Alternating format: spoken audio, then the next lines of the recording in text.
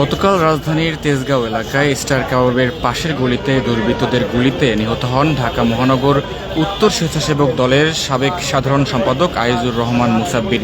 এবং যেমনটি জানা গিয়েছে যে গতকাল রাতে আসলে যেই ঘটনাটা ঘটেছিল, যে গুলি করে তিনজন হঠাৎ করে তাকে গুলি করে পালিয়ে যায় এবং বিভিন্ন সিসিটিভি ফুটেজে কিন্তু সেই চিত্র কিন্তু আমরা দেখতে পেয়েছিলাম।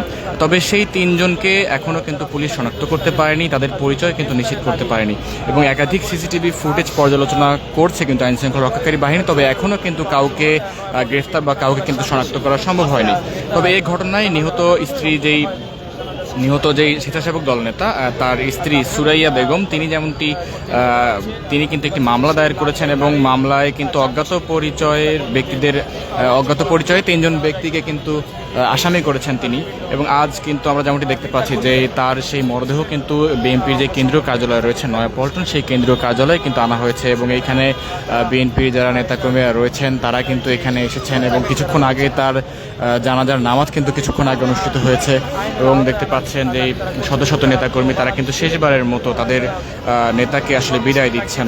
আমরা আসলে ভারপ্রাপ্ত ওসি, তেজগাঁও থানা যে ভারপ্রাপ্ত ওসি, তার সঙ্গে আমরা কথা বলেছিলাম। তিনি যেমনটি জানিয়েছেন যে আসলে নিহতের স্ত্রী বাদী হয়ে থানায় একটি মামলা করেছেন এবং মামলার নাম কিন্তু মামলায় কিন্তু নাম না জানা তিনজন ব্যক্তির নামে আসলে তিন থেকে চারজনকে আসামি করে তিনি মামলা করেছেন। এবং এদিকে সেই ঘটনার সময়কার যেই একাধিক সিসিটিভি ফুটেজ, সেগুলো আসলে তারা পর্যালোচনা করছেন এবং পর্যালোচনা করে আসলে আসামিদের শনাক্ত করা হবে।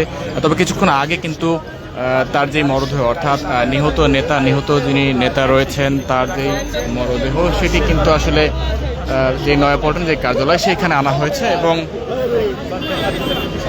এখানে তার যে জানাজা সেটি কিন্তু অনুষ্ঠিত হয়েছে।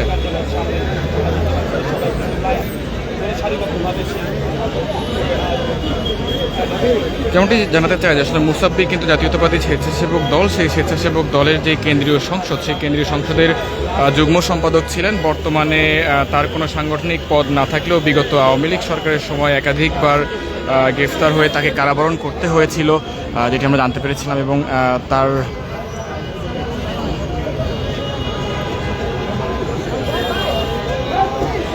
যখন তিনি আসলে গুলিবিদ্ধ হন সেই সময় কিন্তু তার সঙ্গে আরেকজন ছিলেন, অর্থাৎ তিনি ছিলেন যেই ওই এলাকার অর্থাৎ শ্রমিক দলের এক নেতা ছিলেন এবং তিনিও কিন্তু গুলিবিদ্ধ হয়েছিলেন, যেমনটি আমরা জানতে পেরেছি। এবং পরবর্তীতে কিন্তু তাকেও আসলে বিআরবি হাসপাতালে নেওয়া হয়েছিল।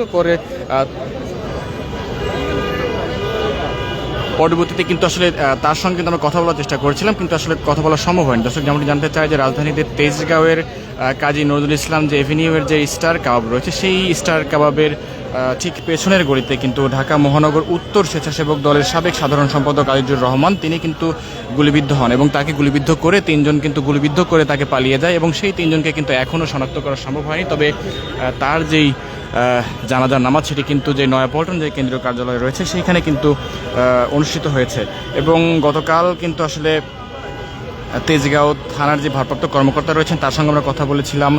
তিনি কিন্তু সেই ঘটনা কিন্তু নিশ্চিত করেছিলেন এবং পরবর্তীতে তিনি যেমনটি জানিয়েছিলেন যে আসলে তার স্ত্রী বাদী হয়ে একটি মামলা করেছেন এবং সেইখানে কিন্তু তিন থেকে চারজনকে কিন্তু অজ্ঞাত করে আসামি করা হয়েছে এবং এখনও আসলে কাউকে আসলে শনাক্ত করা সম্ভব হয়নি। এবং কিছুক্ষণ আগে যখন এখানে জানাজার নামাজ অনুষ্ঠিত হচ্ছিল নয়াপল্টনে, সেইখানে কিন্তু যারা বিএনপির যারা নেতাকর্মীরা ছিলেন তারা যেমনটি বলছিলেন যে আসলে যেহেতু এখন পর্যন্ত ওসমান হাদি হত্যার ঘটনায় ওসমান হাদি হত্যার সাথে যারা জড়িত, তারাও যেহেতু এখনও বলতে গেলে একেবারে তাদেরকে এখনও শনাক্ত করা সম্ভব হয়নি, সেই ক্ষেত্রে এখনও আসলে কিভাবে স্বেচ্ছাসেবক দল নেতাকে যারা গুলিবিদ্ধ করেছে তাদের আসলে যারা হত্যা করেছে তাদেরকে আসলে কীভাবে খুঁজে পাওয়া সম্ভব, সেই প্রশ্ন কিন্তু তুলেছেন নেতাকর্মীরা। এবং তারা যেমনটি বলছেন যে দ্রুত সময়ের মধ্যে স্বেচ্ছাসেবক দল নেতার হত্যার সঙ্গে যারা জড়িত তাদেরকে দ্রুত শনাক্ত করতে হবে এবং দ্রুত বিচারের আওতায় আনতে হবে, সেই কথা কিন্তু বলছিলেন তারা।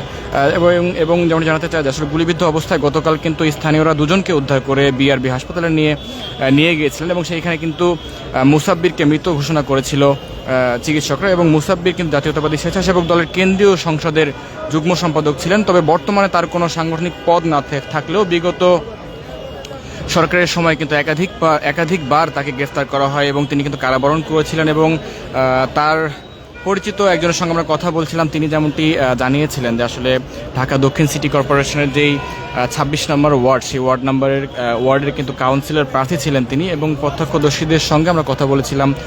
সেখানে শরীয়তপুর সমিতির একটি অনুষ্ঠান শেষে আসলে স্টার কাবাবের গলি দিয়ে যাওয়ার সময় মোটরসাইকেলে করে আসা কয়েকজন দুর্বৃত্ত আসলে তাকে লক্ষ্য করে কিন্তু কয়েক রাউন্ড গুলি ছোড়ে এবং সেইখানেই কিন্তু তিনি নিহত হন।